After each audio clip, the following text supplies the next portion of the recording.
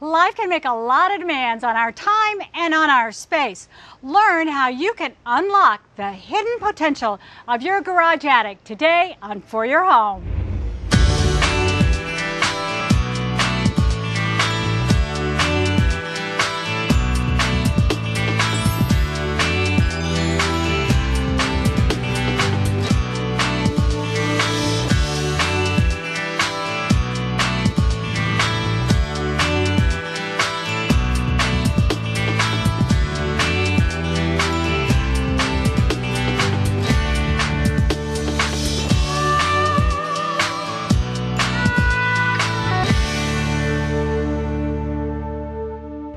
When we're making our windows and doors, and even when we're not, Pella is helping to protect our environment in communities across the country through forest stewardship, pollution prevention, waste management, and other green initiatives. Not only because it's good for business, but because it's the right thing to do. And frankly, it's just part of the way we've always done things. Because at Pella, we believe we're not just making windows and doors for houses, we're making them for the people who live inside. Pella, viewed to be the best.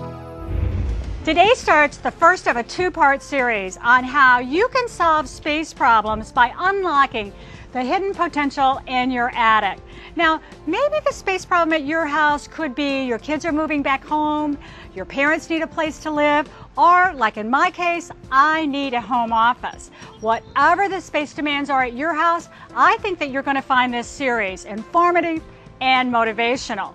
We're going to take you step by step through the process of how you convert that space, put in a bathroom, a small kitchen, and have plenty of room for working and living. The first step in this process, of course, is our architect. Now, Stephen Overcash is my architect, and never underestimate the value of working with a good, talented person to help you come up with exactly what you want for a space. Now, Stephen and I worked on commercial projects, but this is our first residential together. Hey Vicki. Stephen, how are you? I'm doing great. How are you? Good, good. You know, I'm so excited because, you know, when we met and we talked about what I would like to see happen to this attic space, I said, you know, I would like for something that could be multi-purpose. What have you come up with? Well, when we came out and did our survey, the first couple of things we noticed is a very tight space. We've got to give it the illusion of being larger, and we want to keep it flexible so that you could have a multitude of uses up there. We also noticed that we're going to have to get some plumbing in there for the bathroom, but that's not going to be a major deal because there's plumbing available. So with that, we looked at 3 schemes for you, okay. And they come up with varying degrees of openness and privacy. Okay. The first one we call the loft is like a New York loft, wide open spaces, whether it's for living or for working. Of course, you want your bathroom, dining areas, and living areas. The second one that we came up with, called it a studio, a little bit more enclosure, but if you want to open up the rooms, you can use French doors. Once again, make it feel spacious through skylights and new windows. And the last one is the most degree of privacy. It's called a villa. And I'm making a villa in my garage. Okay. It has 2 rooms that could either be offices, could be bedroom, living areas. We have everything that we have in the other ones, a very small bathroom, skylights, and a little dining area. Well, you know, I love the fact we're going to have a bathroom in there and a little kitchenette area. Is that going to be really expensive to put those in? That's not going to be expensive. You have water right there available to you. Okay. Well, I think that these are really great. I want to share these, you know, with Chris, and we want to take a look at them and with my team and see what they're going to do. Karen Mancuso is going to be our general contractor on this project.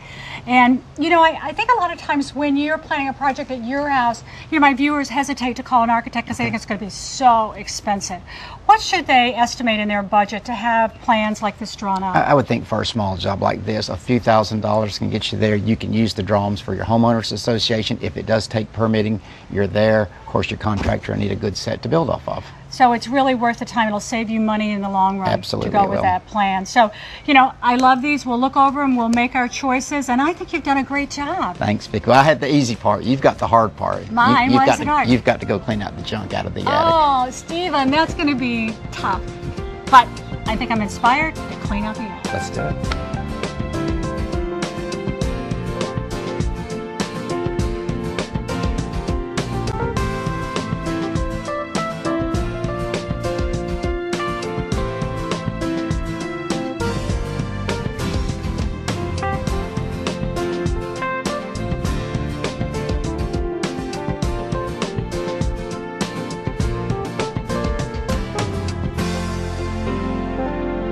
Our general contractor on this project is Karen Mancuso. She's with Ion Design.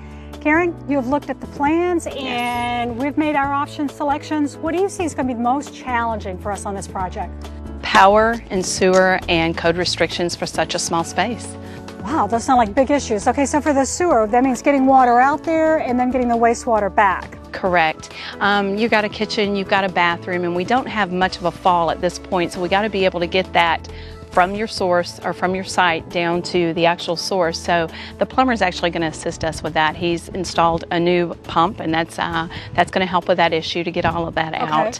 All right. And then from a power source, of course, and Jim, our electrician, is going to help us with this. But right now, as it stands, you probably don't have enough power up at that site to get the things that you need done. Right, because we want a multi-purpose space up there when we're done. You know, like you said, we've got a kitchen, we've got a microwave going in, we have a refrigeration system, heating, cooling, all those kind of things. So to get more power out there, where are they going to get that power? Well, we've got really one of two choices. They're either going to have to take it and bring you a new tower in right here at the end of your yard and bring it all the way up to site, or they're going to have to work off of an existing transformer that's in your neighbor's yard behind the house. Okay, so that may mean that we're trenching my yard or we may be trenching our neighbor's yard, right? Yes, ma'am. So it looks like I better do some social calls around to make sure if we come through their yard, they'll like it, right? Absolutely, absolutely. Right. Well, I know it's narrow and I know we have some code restrictions there, and so as a designer, it's my job to make sure that I get all my materials delivered on time so your guys have what they need when they get ready to use it.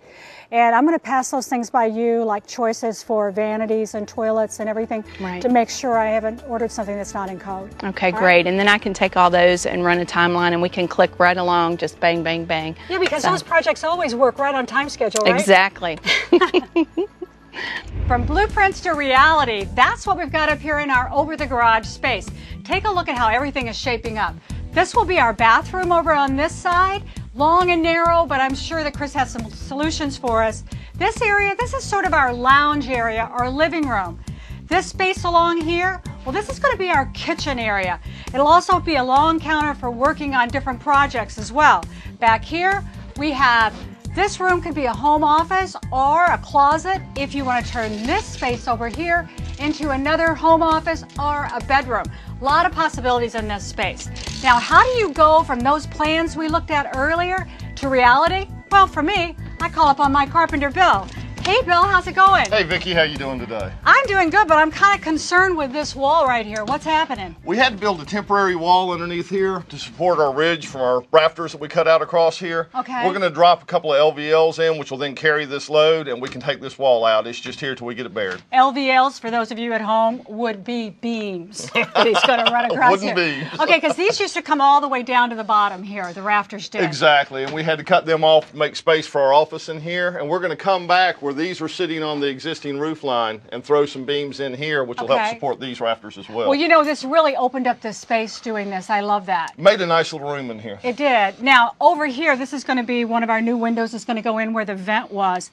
How large is this new window going to be? We're going to have about a 2'4", 4'6", 2 foot 4 inches wide by 4 foot 6 inches tall going in there. Okay, so I'd like a little bit bigger. Could we do bigger or no? Can't do bigger. We're kind of held back with the trim on the outside of the house matching up to the existing. Okay. We're kind of held to where we can be with that right now. All right, but how about over here? Now, Over this is here? our big office or our bedroom space that we have here. This is where I'd really like to see a big window. We're going to put in a 5 foot wide by 4 foot 6 tall window over here. We had a lot more room to work with because of the gable side of the house. Okay. So we were able to get a bigger window. It'll make this room feel a lot lighter, a little more airy. You know, and that's the big thing with an attic space like this, because the ceiling is kind of, you know, encroaching on you.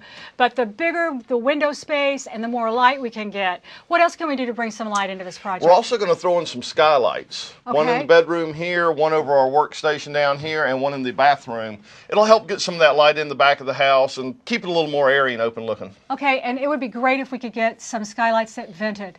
We're going to have hand crank vents on these. The one in the bathroom is going to be up a little bit higher, so they make an electric opening on that. It's just like a remote for your TV set. Push the button, open the window. I love it. I'm going to let you get back to slinging those 2x4s. Thanks, Y'all Bill. have a good one.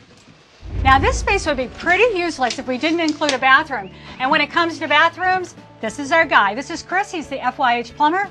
And I'm sure you got a plan, even though this looks like a really narrow bathroom. Actually, it is a very narrow bathroom, and we do have some challenges, Vicki. But to get a full bathroom in here, I think we have some great ideas for you. Okay, what are you thinking? The best thing is probably going with the shower in this portion of the bathroom. You'll have your clearances. We would put our valve in this wall. We'll have the shower head coming out here. Okay. So we got the shower taken care of. Okay.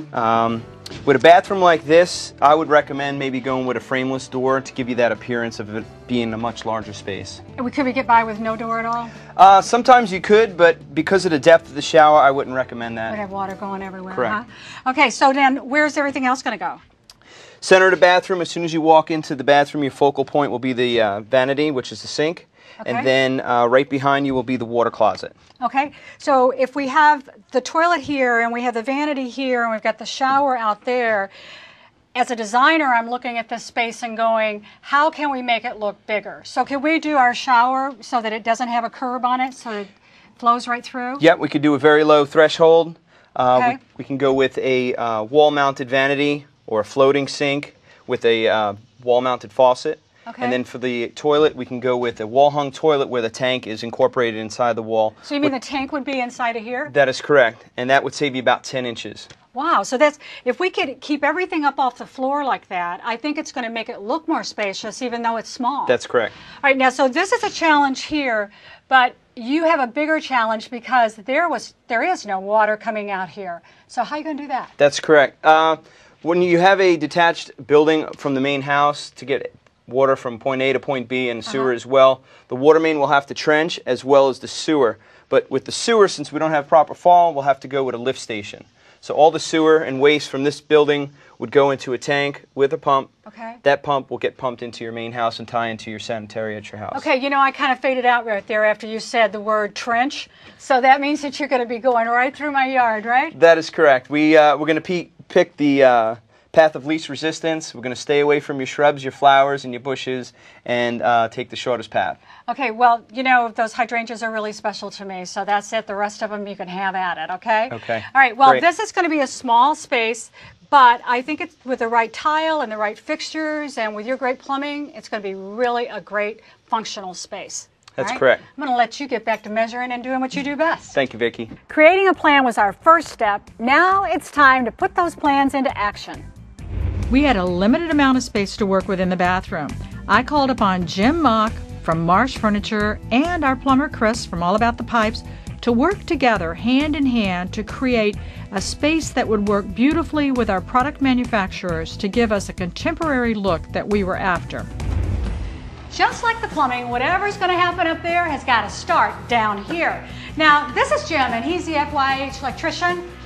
Jim, do you have good news or bad news for me today for power? Well, right now we're not sure exactly what we're going to do. We're going to get Duke Power out here to look at the situation. We don't have an adequate service on the house to provide a sub panel for the project out here. So we're going to get the engineers out here to see where the transformer is, and we're going to try and get our own power source dedicated for this garage. Okay, so if we pulled off the house, how much power would that give us? At best 100 amps. And what do we need?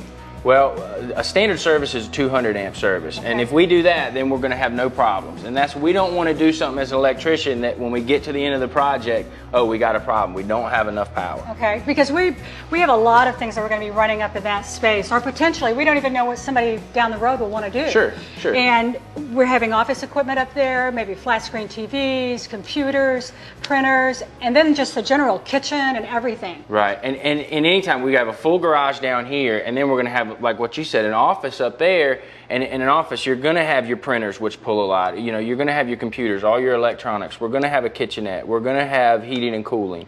We're going to have a bathroom. So yeah, absolutely. We want to make sure that we have more than what we need. Power's good, right? That's right. The more the better. That's right. Okay, well then let's talk about some other ways that we can use power in a wise way. I would like to be as green as possible with the things that we're putting in there. And that brings me to LED lighting. That's what I'd like to see us use throughout. What do you think? I think it's definitely the best option. There's more and more technology in that field. As far as LED lights, they're going to use less power. They're going to put out less heat, which is good for our space up there. Yeah, and it's they're really going tight up there. That's right. And they're still going to put out a lot of light. They're still going to be just as good, if not better, as our traditional incandescent lights. So, well, you know, I know that when you go to the store to maybe replace a light fixture in your house and you look at LED lighting, you kind of get sticker shock. Sure. It's a little bit more expensive. It's pricey. Yeah, but it pays for itself. It does pay for itself. If you look how long that fixture's supposed to last, or that light bulb's supposed to last, and the power that it's going to use, it's going to pay for itself for sure. It's just that initial investment. And again, it's still a relatively new technology, so there's more products available every day. The prices are coming, even in the last 2 years, they've come down a lot. Okay, so you made a good point to me too when you and I were talking about some of the lighting needs up there, to stick with a company that's been working in the LED rim for a period of time. Right. Rather than somebody who's just brand new into Sure. it. Sure, Yeah. and especially with the LED lights, you want somebody that has a good track record, that's going to build a good quality light. Well, I know you're waiting for a list from me of all the appliances that are going to go into that kitchen up there, That's and right. I'm working on it. I'm really working on it, so Okay. I hope to get it to you by the end of the day. Great, sounds Okay? good. Thanks, Jim. Thank you. Most home improvement projects will require some landscaping. For us, we had some major work that needed to be done to accommodate this project. David from Living Legacy is my landscaper. We met and discussed the work he and his crew would need to handle. There were bushes to be removed and a section of the sidewalk to come out. A trench had to be dug to accommodate the plumbing and gas lines from the garage to the main house. The biggest project was a 3-foot deep trench from the street to the corner of the garage. This was for the new power lines. Working around trees and existing landscaping, there was a lot of work to be done, and it required it all to be dug by hand. Once the work was completed and inspected, Dave's crew had to fill it all in, seed, and put things back together. Every project has a budget. You can stay on budget if you become the go-get-it person. You're going to pay the same amount of money per hour whether your electrician is pulling wire or if he's shopping. Now, Jim has given me a list of his electrical supplies, so come on, let's get that first. My electrician sent me in with a list of things that he needs, so maybe you can help me find them.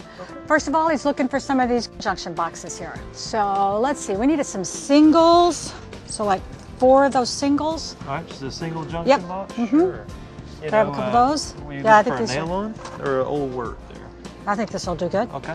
I want to take a look at your switch plate covers, so where would they be? Yeah, very next to I'll show Okay, you. let's go. Yes, ma'am. All right, now would you like white ones? I need a different color combination. Some areas are going to be white and some are going to be in dark color. So show me what my options are. Okay, we have white here, and then we go to almond, and then ivory, which ivory and almond, they're similar. They're both a beigey, but one's going to be a dark beige, the ivory is. Okay. Then other than that, we have gray and brown here as well. Okay, those will probably be too dark, so I need to make a choice in here. All right, so we need some plugs for the bathroom, so those need to be what kind? The GFCI ones. Okay, there. let's take those in the almond color there. Okay, sure enough. So we'll get you a couple. And how many did you need there? I need 3 of them. All right, 3-pack right here. Yep, perfect. Now, one of the things on my list today is to pick out a utility sink for the garage. Chris is going to install that as long as he's doing all that work. Hi, how can I help you today? Hey, how you doing, Art? I need to get a utility sink for my garage, okay? And I don't have a counter, so it needs to be like a freestanding. So what are my choices? Okay, you came to the right area. Basically, our freestanding sinks right here has freestanding legs. It's basically made for different purposes. So utility sink, which a little depth, which could help you depending on what you're doing. What are you looking to do? I'm going to be washing my dog. Okay. I'm going to be cleaning up paintbrushes, flower pots, just that kind of dirty stuff I don't want to take into the house.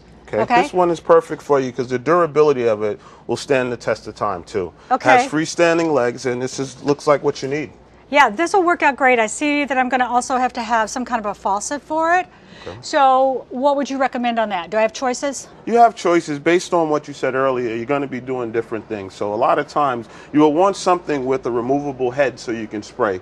Gives you better options so this way you can maneuver around the sink. Now that's what I'm talking about. I'll take one of these. If you'll give me a hand with that sink. Now sometimes there may be things on your list that are too large for you to haul home. In that case, be sure that you check with your home center. They may have free delivery, or a lot of them have trucks you can rent by the hour, and that'll save you a lot of money. How you doing today, ma'am? Anything I can help you with? You sure can, Chris. I need to have 5 of these 2x12s by 12 foot, and let's make them as smooth and straight as you possibly can. Not a problem. I'll hand pick them, put them on a cart, and I'll meet you up front. Okay, thanks a lot. Appreciate it, Chris. You got it. Now, I just spent about an hour doing all my shopping. Took me a half hour to get here, another half hour to get home. That saved me 2 hours that I don't have to pay my electrician or my plumber. You do the math. That really helps the bottom line when you're trying to stay on budget. My errands are complete. Time to check back in at the project site and see how they're progressing.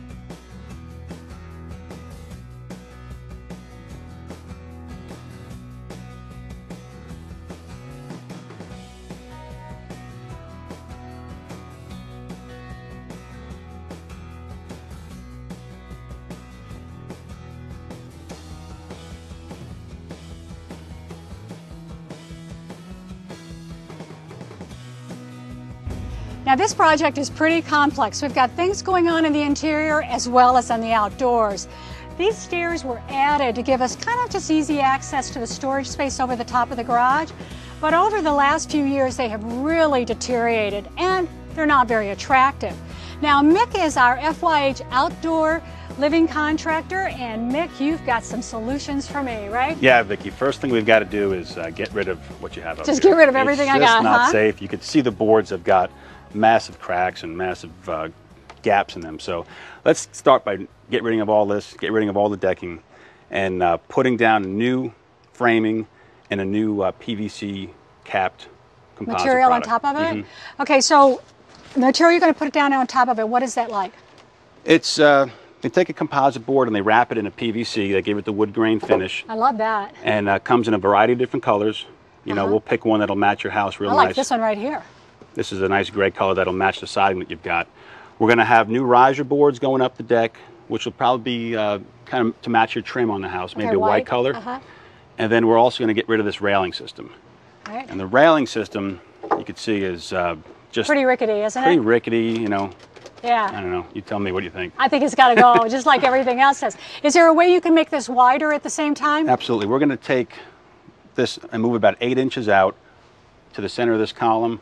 We've got to brace up the beam up above, and this way you'll have a little more safety. We're also going to put lights in there, so you'll have, that's excellent. at nighttime you'll have even more safety features in here. Coming up and down the steps will be nice and illuminated that way. Okay, and so once you're through with the new deck or the new stairs you're going to put on here, how about the outside? Yeah, we're going to try to incorporate this new staircase to look like it was part of the house. So instead of having a picket system, a baluster system, we're going to make a solid wall with like a lap siding over that. Okay, just like I have on my house. Exactly. We'll use that same product and we'll paint it to match so it looks like it blends in. Okay, so it looks like it was originally here and not an add-on. That's what I love, okay?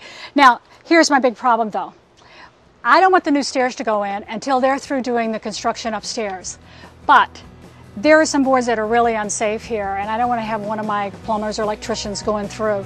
Can you add a little bit of support to them, screw them down tight, whatever you got to do? We can shore it up a little bit. Maybe you could do that this afternoon. Let's hope we get the new decking down soon, okay? All right, thanks, Mick. All right. Our FYH team has been working for a few days now and making great progress. Now it's time to bring in the big equipment. Have you ever noticed how some projects seem to go backwards before you can go forwards? Well, that's kind of what's happening here on this project. We had to tear down all the drywall off of the beams in the garage here because we needed access so Bill and them could reinforce the beams in certain areas. And we also are going to have spray foam insulation going into this section to keep it nice and comfortable up there, and they had to have access.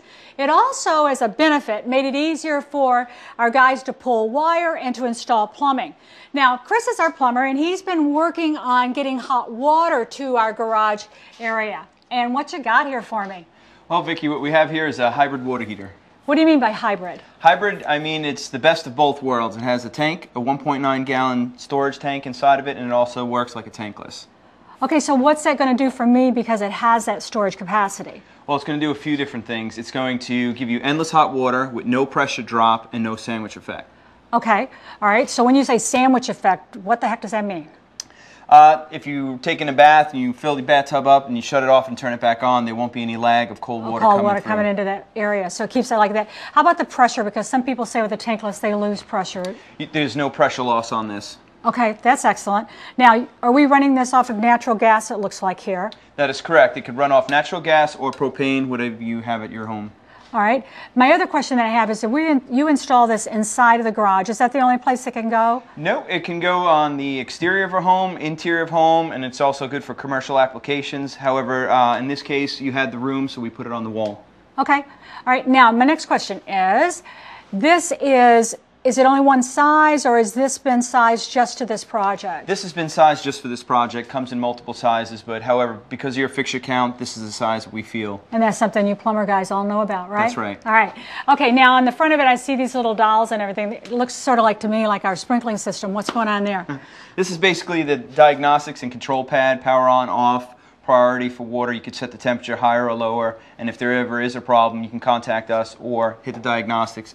It shoots up a code and lets you know what's wrong with the product. Okay, great. So it's very user-friendly, in other words, it is. right? It really now, is. I see our power cord hanging there, of course, because we haven't gotten to that stage of our construction yet. Is it going to have to go off a 220 or standard? It goes plug? off of the standard outlet. Okay, well, that's a money saver right there. Absolutely. Now, when you compare, because nowadays people have so many options out there and they're trying to keep their budget under control. We have tankless, we have a hybrid now, and you have the old-fashioned big tanks. How do they all compare in regards to price comparison and install? Price and comparison, with the hybrid, you're going to have the highest efficiency, 98% efficiency.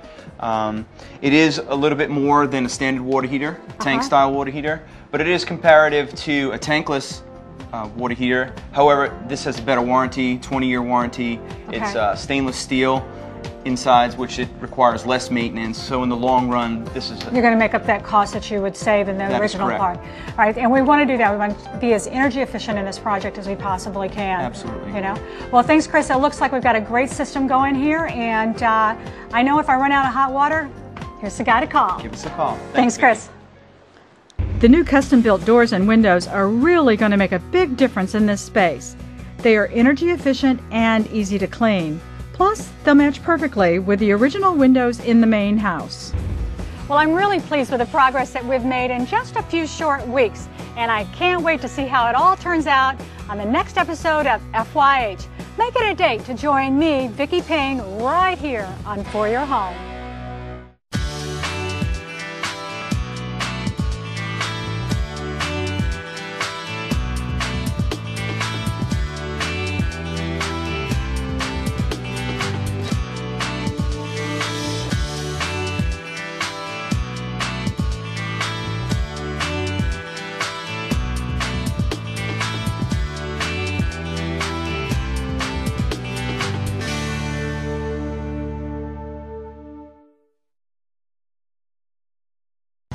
When we're making our windows and doors, and even when we're not, Pella is helping to protect our environment in communities across the country through forest stewardship, pollution prevention, waste management, and other green initiatives.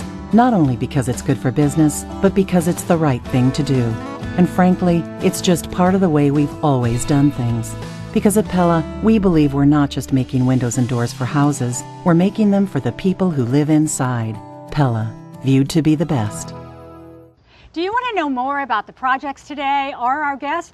Visit us on the web. You're going to find great behind-the-scenes shots, streaming video, project ideas. We even have an e-newsletter with tips and ideas. It's foryourhome.com.